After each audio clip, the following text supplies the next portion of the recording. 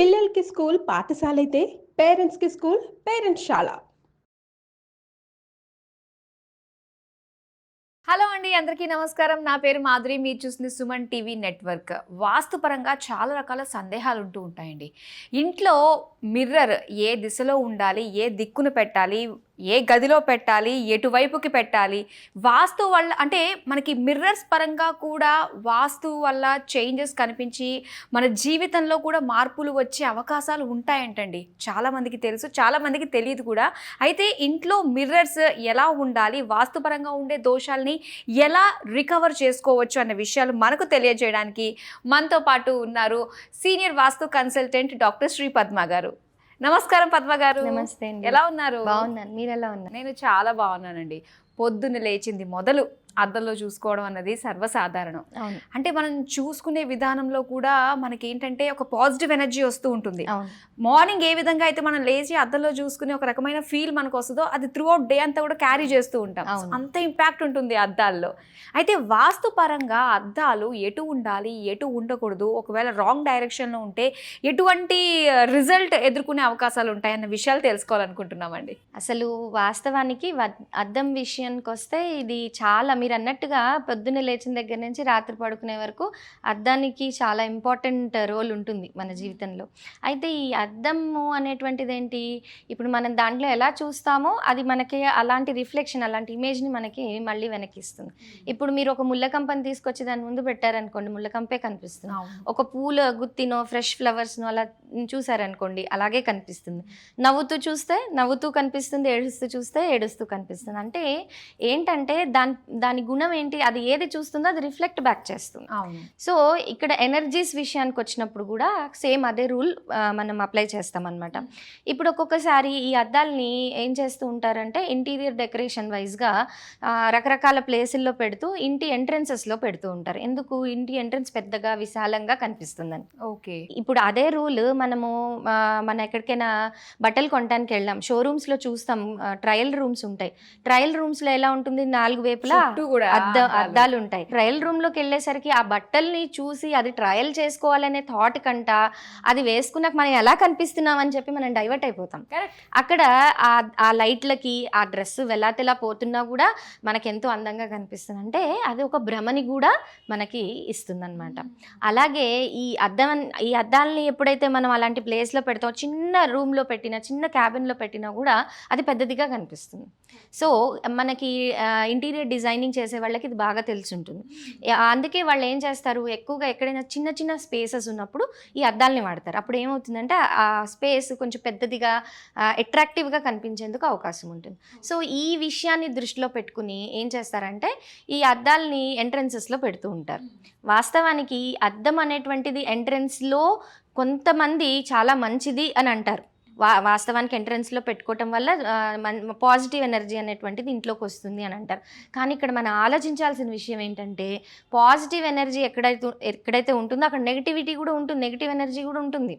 ఇప్పుడు ఇంటి బయట గడప దాటి బయటకు వెళ్ళినప్పుడు అక్కడ పాజిటివ్ ఎనర్జీయే ఉంటుంది అని మనం ఊహించలేం. బయట ఎలాంటి నెగిటివిటీ అయినా ఉండొచ్చు, ఎవరైనా చుట్టుపక్కల ఎవరైనా చనిపోవచ్చు, లేదంటే ఏదైనా జరగకూడని సంఘటనలు ఇలాంటివి జరగచ్చు. అక్కడ దాని నుండి కొన్ని నెగిటివిటీ అనేటువంటివి మనకి డెవలప్ అవుతూ ఉంటాయి.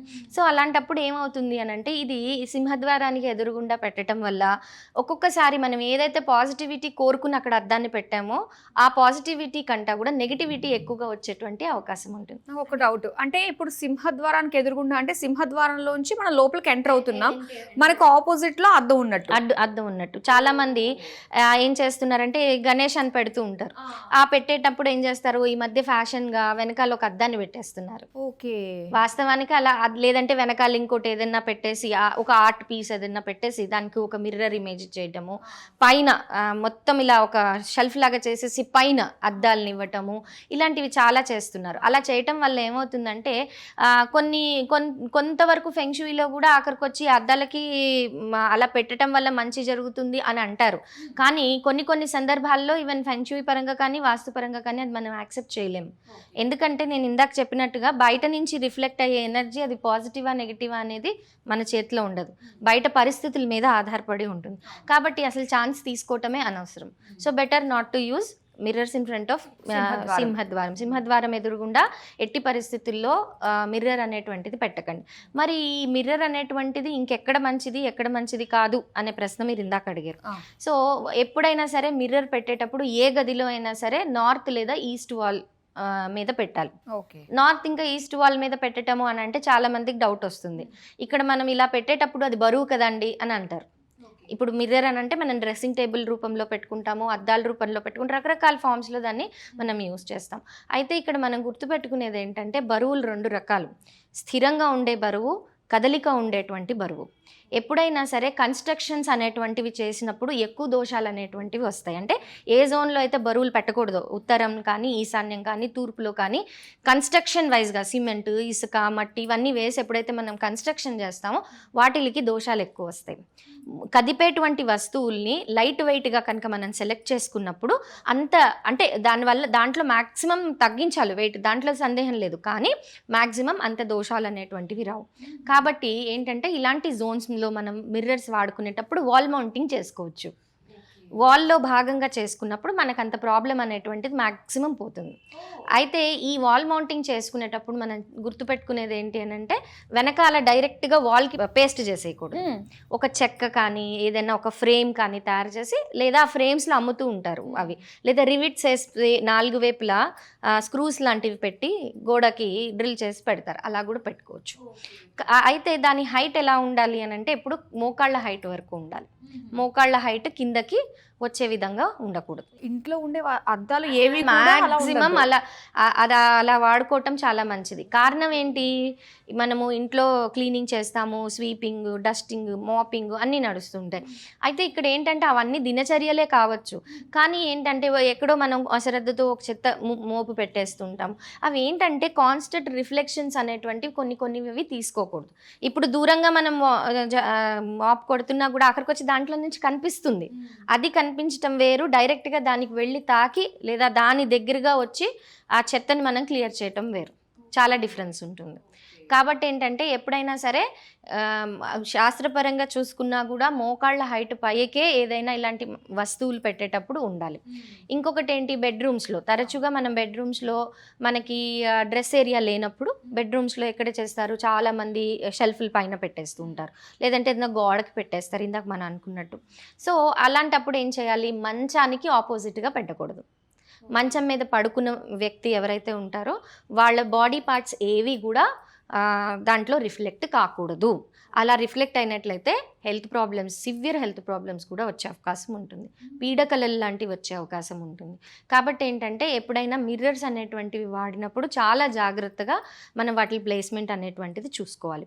ఒకవేళ ఆల్రెడీ మా దగ్గర ఉందండి, మేము ఇప్పుడు తీయలేము, మంచం ఆపోజిట్లోనే ఉంది, మనం తప్పట్లేదు అనుకున్నప్పుడు దానికి ఒక తెరనో ఏదో ఒకటి మీరు పడుకున్నప్పుడు అట్లీస్ట్ మీ ఇమేజ్ దాంట్లో రిఫ్లెక్ట్ కాకుండా ఏర్పాట్లు చేసుకోవాలి. ఓకే, దానికి అప్పటికప్పుడు ఏంటంటే ఏదైనా తెర లాంటిది కట్టుకున్నా తప్పదు. ఇప్పుడు మనకి యాక్చువల్గా ఆ ప్లేస్మెంట్లో ఉండొద్దు, కానీ ఇప్పుడు మనం మార్చలేము, దానివల్ల నెగిటివ్ ఇన్ఫ్లుయెన్స్ వస్తుంది మనకి అన్నప్పుడు ప్రస్తుతం తాత్కాలికంగా అయినా దానికి ఒక తెర వేసేయండి. మీరు యూస్ చేసుకున్నప్పుడు తీసుకోండి, యూస్ చేయలేనప్పుడు దాన్ని వేసేసి ఉంచండి. అప్పుడు దానివల్ల చాలా వరకు ఒక పాజిటివిటీ అనేటువంటిది చూడగలుగుతాం. ఈవెన్ టీవీ అయినా సరే స్క్రీన్ ఆఫ్ ఉన్నప్పుడు బ్లాక్ కలర్లో మనకు అది మొత్తం దాంట్లో మన రిఫ్లెక్షన్ కనిపిస్తుంది. అంటే ఇక్కడ ఏంటంటే కేవలం అద్దం అనే కాదు, ఏ వస్తువు అయినా సరే రిఫ్లెక్షన్ ఇచ్చేటువంటి వస్తువుకి ఆపోజిట్లో కూర్చుని మనం చదవటము, కాన్సన్ట్రేషన్తో చేసే పనులు, నిద్రపోవటము ఇలాంటివన్నీ చేయకూడదు. ఎలా ఒక నిప్పు రిఫ్లెక్ట్ అవ్వటము, కిచెన్లో ఉన్న నిప్పు అద్దంలో రిఫ్లెక్ట్ అవ్వటము, గాజు త్రూ రిఫ్లెక్ట్ అవ్వటము, ఇలాంటివన్నీ కూడా చేయకూడదు. జనరల్గా కిచెన్లో మనం చూస్తూ ఉంటాము, ఎగ్జాక్ట్గా ఆపోజిట్లోనే డైనింగ్ ఏరియాలో మనకి వాష్ బేసిన్ ఉంటుంది, దానికి మిర్రర్ పెడతారు. 90% ఇళ్లలో అలాగే ఉంటుంది. సో అది రిఫ్లెక్ట్ అవ్వకూడదు అనమాట.